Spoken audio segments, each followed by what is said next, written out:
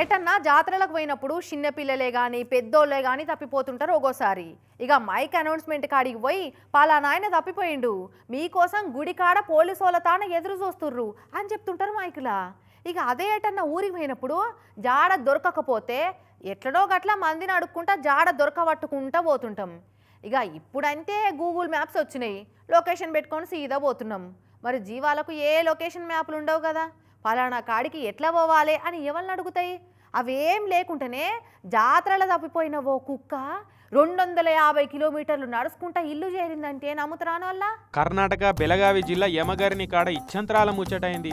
కుంభర్ అనేటైన సాదుకునే కుక్క మహారాష్ట్రలో తప్పిపోతే 250 కిలోమీటర్లు నడుచుకుంటా కర్ణాటకకు వచ్చిందంటే ఎంత తెలివి కల కుక్కను చూడురి. కుంభర్ అనేటైన మహారాజా పేరు పెట్టి నల్ల కుక్కను అల్లారు ముద్దుగా సాదుకుంటున్నాడట. ఆయనకేమో జర భక్తి ఎక్కువ, పాదయాత్రలు చేసుకుంటా గుళ్ళు తిరుగుతుంటాడట.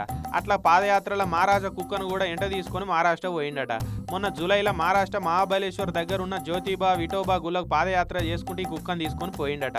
అట్లా విఠోబా గుడి కాడికి పోయినప్పుడు జూలై 14 తారీఖు నాడు మందిలో ఈ కుక్క తప్పిపోయిందట. ఇక ఆడ మహారాజా కోసం మస్తు ఎంకులాడిండట. ఎవలో ఉండి వేరే కుక్కలతోటి కలిసిపోగా చూసినామని చెప్తే అదే నిజం అనుకొని ఆయన చిన్న పోయి ఇంటికి వచ్చిండట.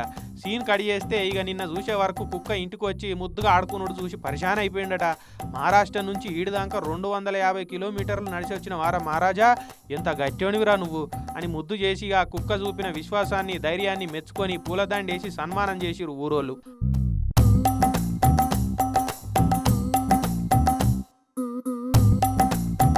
ఆ పాండురంగస్వామి నా కుక్కకు తొవ్వ చూపించి ఇంటికి చేర్చిండని ఆ కుక్కను సాదుకుంటున్న కుంభరన్న మస్తు ఖుషి అయిపోయిండు. అటు ఊరోళ్ళు కూడా అబ్బా గంత దూరం గుర్తు పెట్టుకొని మళ్ళీ ఇల్లు చేరిందంటే ఇది మామూలు కుక్క కాదు, పేరుకు తగ్గట్టే ఇది మహారాజా కుక్క అని మస్తుగా మురుస్తురట.